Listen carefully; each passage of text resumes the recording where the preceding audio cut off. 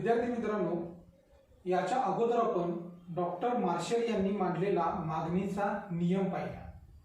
त्या नियमामध्ये doctor marshal यांनी किंमत वाढली असता मागणी कमी होते व किंमत कमी झाली असता मागणी वाढते असं आपल्या सिद्धांतामध्ये सांगितलेलं होतं। परंतु त्या सिद्धांतानुसार किंमत कमी झाली तर नेमकी मागणी वाढते किती किंवा किंमत वाढली तर नेमकी मागणी कमी किती होते हे आपणाला स्पष्ट होत नव्हतं। म्हणजेच नेमका बदल किती होतो हे आपणाला पाहता येत नव्हतं। म्हणून डॉक्टर मार्शल यांनी नेमका बदल किती होतो हे समजण्यासाठी मागणीची लवचिकता ही संकल्पना मांडलेली आहे। मागणीची लवचिकता ही संकल्पना सुद्धा डॉक्टर मार्शल यांनीच मांडली।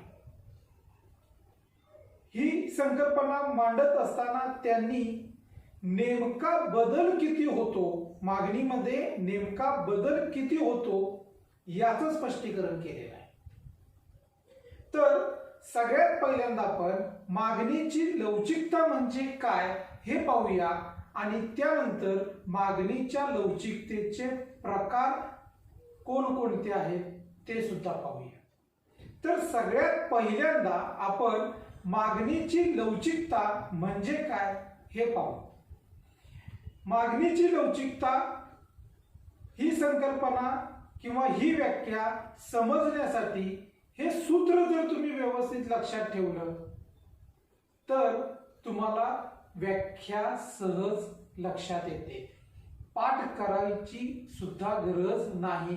सूत्र लक्षात असतील तर त्या व्याख्या म्हणजेच मागणीची लवचिकतेची सुद्धा व्याख्या आणि मागणीच्या लवचिकतेच्या प्रकारांची सुद्धा व्याख्या जर सूत्रपाठ असतील तर तुम्हाला व्याख्या सहज पाठ होतात। आणि ते जी सूत्र आहेत ती सूत्र फक्त लक्षात ठेवायची आहेत। फक्त प्रत्येक सूत्रामध्ये थोडा थोडा बदल झालेला आहे। सगळ्यात पहिल्यांदा आपण मागणीची लवचिकता ही संकल्पना पाहू। मागणीची लवचिकता या ठिकाणी सूत्र बघा, मागणीची लवचिकता बरोबर मागणीतील बदल भागिले किमतीतील बदल, हे सूत्र दिसतंय तुम्हाला। याच्यावरून व्याख्या काय, किमतीतील बदलाचे मागणीतील बदलाशी असणारे प्रमाण म्हणजे मागणीची लवचिकता होय।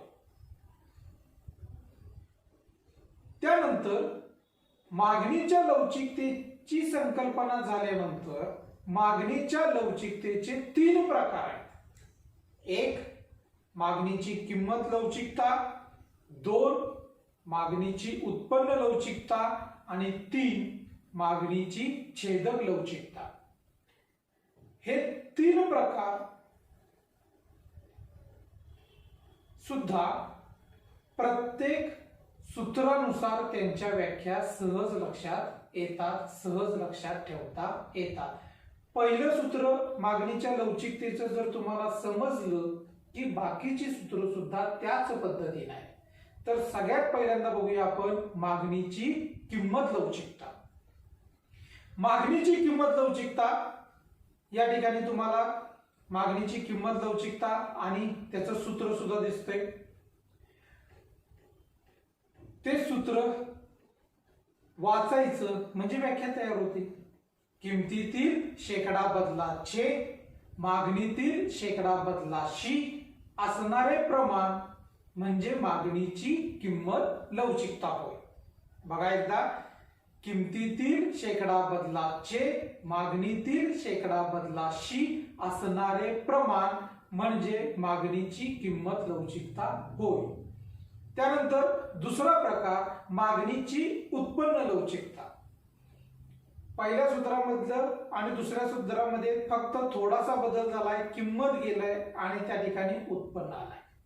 व्याख्या तशीच, फक्त किंमत हा शब्द काढायचा आणि उत्पन्न हा घालायचा।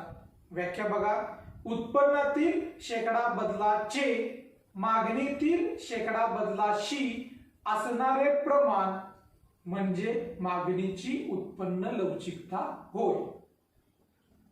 त्यानंतर तिसरा प्रकार छेदक लवचिकता, यालाच पर्यायता लवचिकता असं सुद्धा म्हणतात किंवा तिरकस लवचिकता असं सुद्धा म्हणतात. हा प्रकार पर्यायी वस्तूंच्या बाबतीत असलेला आपल्याला बघायला मिळतो. याचं सूत्र तुम्हाला दिसतंय, अ वस्तूच्या मागणीतील शेकडा बदल भागिले ब वस्तूच्या किमतीतील शेकडा बदल. म्हणजेच काय सूत्र, त्याची व्याख्या कशी होणार, पर्यायी वस्तूच्या किमतीतील बदलाचा पर्यायी वस्तूच्या मागणीतील बदलाशी असणारे प्रमाण म्हणजे मागणीची छेदक लवचिकता होय. या ठिकाणी पर्यायी वस्तू हा शब्द वापरायचा. पर्यायी वस्तूच्या किमतीतील बदलाचा पर्यायी वस्तूच्या मागणीतील बदलाशी असणारे प्रमाण म्हणजे मागणीची छेदक लवचिकता होय. अशा पद्धतीनं मागणीच्या लवचिकतेचे हे 3 प्रकार आहेत. 1 मागणीची किंमत लवचिकता, 2 मागणीची उत्पन्न लवचिकता आणि 3 मागणीची छेदक लवचिकता. अशा पद्धतीनं हे मागणीच्या लवचिकतेचे प्रकार आहेत. प्रश्न असा विचारला जातो, मागणीची लवचिकता म्हणजे काय ते सांगून मागणीच्या लवचिकतेचे प्रकार सांगा, किंवा यातील कुठलेही 2 फरक स्पष्टकरामध्ये विचारले जातील किंवा एखादा संकल्पनेमध्ये विचारला जाईल. अशा पद्धतीनं हा प्रश्न जास्तीत जास्त 4 मार्काला आणि कमीत कमी 2 मार्काला बोर्डाच्या परीक्षेला विचारलाच जातो.